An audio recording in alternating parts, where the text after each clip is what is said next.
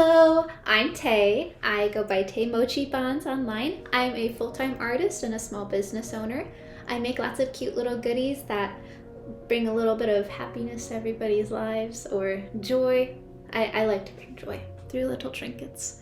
And so I wanted to make this video today to talk about how I created systems for myself, having run my business for 2.5 years now, and the systems that I created that created success for me. And so I really wanted to share those out because I believe that as a beginning small business owner, you need as much support and systems in place so that way you can be successful. And so as an artist, that was hard for me to make. I really struggled for the first 1.5 years, I believe.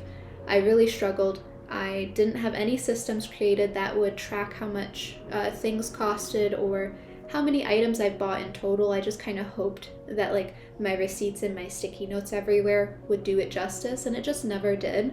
So I created a lot of spreadsheets for myself. I'm not using QuickBooks, nor am I using Excel. I'm using Google Sheets specifically because it's free and accessible for everybody. So at the end of this video, I'm hoping that you'll be able to take away some systems that you can use for yourself. I am not a business-minded individual. I'm much more creative, and so I really believe that these are fundamental things that you might need so you can be successful too. My background is in teaching. I was a elementary teacher for a little bit, and then I pivoted to the corporate world. I never went to art school. I've only ever done one art class in my life, and it was in college. It was a still life drawing. But I've been drawing and painting for a very long time, and so a lot of the things that I've learned have been through online resources, watching videos, or going to like in-person events and learning that way. And so, I don't believe that I'm special in any way. I believe that anybody can do this. It just takes luck and trying, a lot of trying. And so I want to pass off any information, any kernels of hope and information that I have, I want to be able to give to you, so that way you can also be successful too. First one that I have is actually kind of a dashboard, and so it takes every single month and it breaks it down by income sources. And so I personally work with a local shop, and so they do a self-service where they don't take the inventory and do wholesale and then take a commission off of it. Instead, I get the full amount and it's self-serve for my customers, so therefore I take income differently. I'll take it through Venmo or Zelle, and people can also leave cash as well if they'd like. So this is broken down by my income sources here, along with the months. Every month is a different color, and then the totals are down at the bottom. The grand total for the year is up here. The reason that I have this Excel sheet, and when I say Excel sheet, I just mean like Google Sheet. I'll use the terms interchangeably. So the reason that I have this the way it is because when you're doing your quarterly reports and also your end of year tax, you'll need a lot of this information. And so a lot of these are broken down into formulas that pull from all of the other sheets that I have. So this is my main dashboard. It has the quarters broken down. Along the bottom, you'll see that each quarter is a different color. So the Q1 is blue, Q2 is orange, Q3 is green, Q4 is like a red down here. They don't coincide with what I have right here, but that's okay. I know just by looking at it because it alternates colors. And so each quarter has the totals, and so that's driven from being up here. I have these three listed for Q1. It's the sum of those, and then so on and so forth. Also, because I take income differently from a bunch of different sources, which some businesses do this as well. This is how I run mine. This is the most efficient and effective way. I found that being able to offer a wide variety of payment options for my customers seems to be the best for them, because some people prefer to Venmo me, some people prefer to Zelle or do tap to pay, which Stripe actually comes from Squarespace, and square comes from doing tap to pay. And so I like to see kind of at a glance what tends to be performing the best, and typically it's usually Venmo does pretty well. I also have my quarterly incomes here, so also at a glance I want to be able to see what does my quarterly income look like. Even though I have it listed here, it's still nice to see it in graph form. Down here at the bottom is really important. So this year total expense report, I created this because I found that at the end of the tax season or tax year, that April time when you're doing your like W-2s and all of that, I found that it was kind of really hard to have to go into each individual spreadsheet and try to find all of these different categories that I created, because these are all things that the IRS will ask about, like how much did you spend on materials? How much did you spend on manufacturing? Because some of these will come with a credit, which is great. We love a credit, but we also need to know how much it was. So that's why this is like this. So here, this is a sum. So it looks through every single spreadsheet that I have listed, and it'll look for the things that are titled materials or supplies or category type. So that's what this is. So that's where you get all of these numbers from. It also has the year total. I also wanted to see what my net profit would have been, and so I also have that here along with my net profit margin. I also was curious about the to-date income. Also, I did not start my business in 24. This is just when I created that spreadsheet for it. I created my business in, I believe it was June of 23. We're going to get into each monthly report. So each month, I have the date of purchase, the supplier, the cost, order details, bank statement, as well as proof of expense. So you always want to have the date of purchase that this item comes from. And so when you have that separate bank business account through your bank, you want to check your statements, see when that date of purchase was. The supplier is whoever you bought from. So whether that's you got art supplies from Blix, or from, at least here in Washington, we have Artist, Craftsman, and Supply, which I love. They're my favorite. Employee owned, and they're just a cool business. I really like them. Or whether you have shipping through USPS. Anyways, you then have the cost affiliated with that. And then here is really important. So under order details, it's a drop-down menu. And so you can have things like shipping, materials and supplies, vending cost, which is like how much does it cost to vend? Some places will charge you a fee, like $75 to table. Or if it's a convention, conventions tend to be even more expensive, which is why I have a separate one. And so conventions could be like Anime Con, one of those, where it's like over $200 to vend. There was one here in Washington that was Meow Con, and it's like a cat convention. It was really cute. They were trying to get cats adopted and stuff, and so that convention cost was very expensive. And so that was there. That's why it's there. Also marketing, if you do any sort of marketing throughout the year, whether that's through Instagram ads, Facebook ads, maybe YouTube ads, I don't know what kind of ads there are out there, but that you can also do. And then subscriptions, so that is if, let's say your bank charges a monthly fee, that's a subscription. Also, if you run on Squarespace or Shopify, they typically tend to charge for your website. That's also a subscription, as well as Adobe. So manufacturing is if you outsource your goods to be made. So that's like your prints, your stickers, if you don't do either of those at home. That's also if, like, let's say you get keychains made, plushies made, whatever you're getting manufactured, that is also there.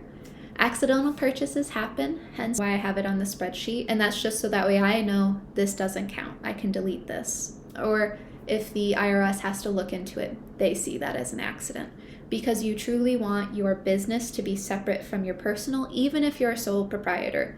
You don't want them to cross over in any capacity, because that's grounds for possibly getting sued or things like that. Granted, I'm not a lawyer, I'm not anything other than an artist and a small business, and I'm still learning. So like, if that's wrong, I'm sorry. But that's my understanding. Also taxes too. You'll end up putting in your quarterly taxes here, every quarter you have to pay based on how much money you made. So yeah, each of these are color coordinated, which then coincide with the listings here. And so every month is listed like that. Also, I totally forgot to mention proof of expense. So you have to show your receipts if it's over a certain amount of money.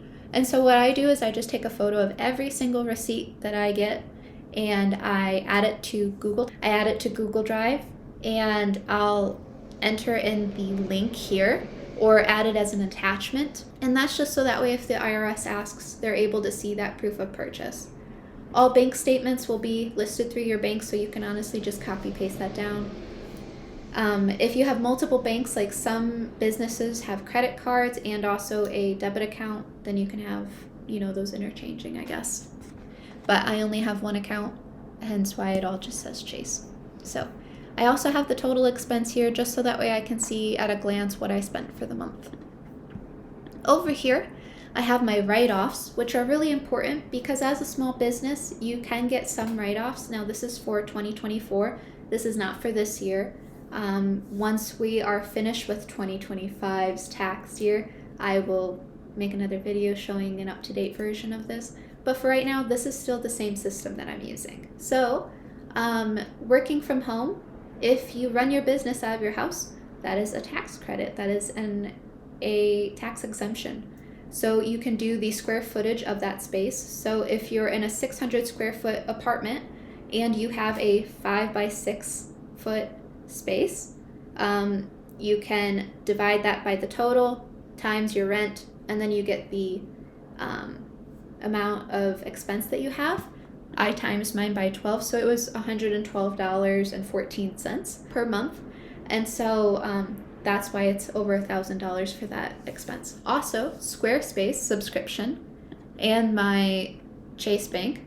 I have a sums if formula here that will look through every single spreadsheet and see if I have subscription listed, and if so, it'll total it.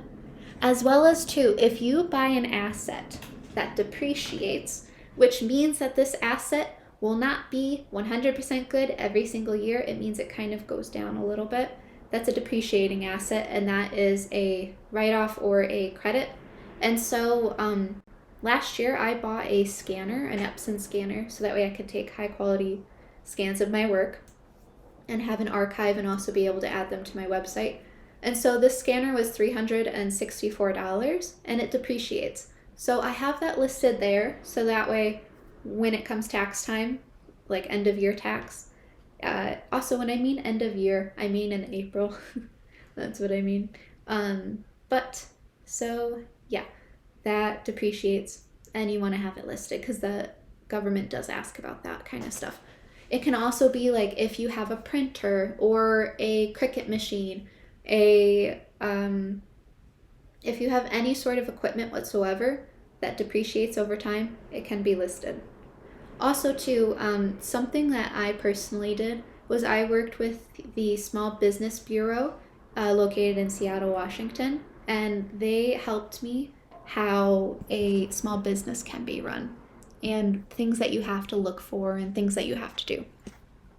And this is my cost analysis page. So on my cost analysis spreadsheet, I have every single item in my inventory, and I have it divided up into type of items. So I sell prints, stickers, I do sun catchers during specific times of the year, and I also make ceramics. However, I don't have them listed right now on this spreadsheet because at the time I didn't do ceramics. I have the total cost of manufacturing as well as the item name as well. That is really important for the inventory tracking sheet that I have listed to the side. We'll get into that, but it's important to have all of your item names because if you make multiple things, you want to be able to track how much they cost as well as how much inventory you have at the end of the day. And so I have total cost of manufacturing. I have the total cost of the item, which is manufacturing divided by total units purchased. And then price of selling along with my profit margin. And then I also have my current inventory. This column pulls from this spreadsheet here. It pulls from this spreadsheet, and I'll get into how this one works, as well as total units sold, total units purchased, because it's important to know how many units you purchase throughout you running a business, because maybe you continue to buy things, you buy the same thing, but you find that people aren't really buying it, and so you kind of see, oh yeah, I'm not selling as much, so maybe I need to kind of roll back on this and refrain from purchasing it in the future. That's why I have that there, as well as profit to date, and then total profit overall, not just per item. And then I also have percentage sold. I like to see this now. Sometimes it's not super accurate because it sometimes sees like current inventory as 0. It's a funky little thing. So yeah, it's supposed to take the H2 units sold divided by, there is a enclosed column here, which is why it's not showing correctly. But it's supposed to do total units purchased divided by total units sold. So that's supposed to give you your percentage. I also have a product status, because sometimes as you're making things, and let's say you get close to selling out and you're like, maybe I actually kind of want to decomp this, which means that I don't want to sell it anymore once I'm done. And so I have that here so that way I can quickly see, oh yeah, this one print, see you again, I want to decomp it, or it's to be decomped, or it's active, as in like I may continue to repurchase it because it sells well, or because I'm not tired of it yet. And so my inventory tracking feeds into the cost analysis page. The total inventory tracking, it does the type of item as well as the item name. This is really important that this matches what you have here. So when you have this drop down, make sure that you're editing it in both spreadsheets so that way it'll work and it'll be able to track everything. So I have the running total, which is also a bunch of if-then statements. So I did have help when it came to writing this formula, because this formula is very complicated and sometimes it doesn't work perfectly, and so you have to kind of edit it and play around with it to get it to update all the way. And so that's just kind of something that I've learned along the way with this. But over here, this is broken up into 2 views, by the way. This is fed by this. And this is just so that way I can quickly look at how many items do I have. And then this feeds into the cost analysis, like I said. So over here, it says action for each item type. Current stock is an equal to. Drop off means that we remove from inventory. Repurchase means that we add to our inventory. And so I'll put in the quantity of that as well as the date of purchase and or the date of me updating my stock. And then the cost of it. And so all of that then feeds over here.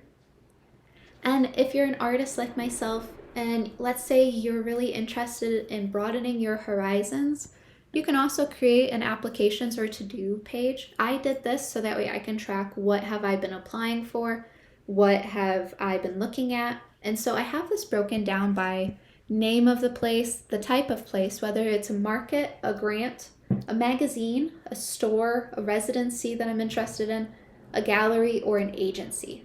My life goal is to illustrate a book, whether it's a children's book or an adult illustrated book. Anyways, also the cost of this, whether I have to pay for an application or not, the status of my application, whether I applied, didn't, or it's in process, the final decision, the date of which either that I applied and or that it's due by, and then the link. So that way I can go back and visit it again and see if, oh, this is something I need to apply for.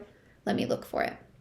And that's just because there's so many opportunities out there, and so you want to be able to keep track of everything. That is how I run my business, and so this is how I keep myself organized. Feel free to use it as well. If you're interested, I'll drop a little template down in the bottom or on my website. Feel free to check it out. And feel free to let me know what your thoughts are if you'd like more videos around how to run a business and, just being an artist in general, let me know. I'd love to hear. And yeah, I really enjoyed making this. This made me very happy because I wish that when I started a couple of years ago, I wish that I had the answers, and I wish I would have had the understanding and the foundation to be successful. That's what I meant to say. I wish that I had the foundation to be successful, or given the tools to be successful, because a lot of this is learned on my own, as well as working with my friends who are also small business owners and or other artists themselves, and so we all kind of collectively share knowledge. If you're interested in being a small business owner or an artist, please do it. The world needs you. We all need to share our art out there. It really is about connecting and sharing what we feel on the inside or what we want to see out in the world. So I'd love to see it. And if you're interested, feel free to follow me on Instagram. It's Tay Mochi Bonds. Thank you for watching. I hope you have a really good day.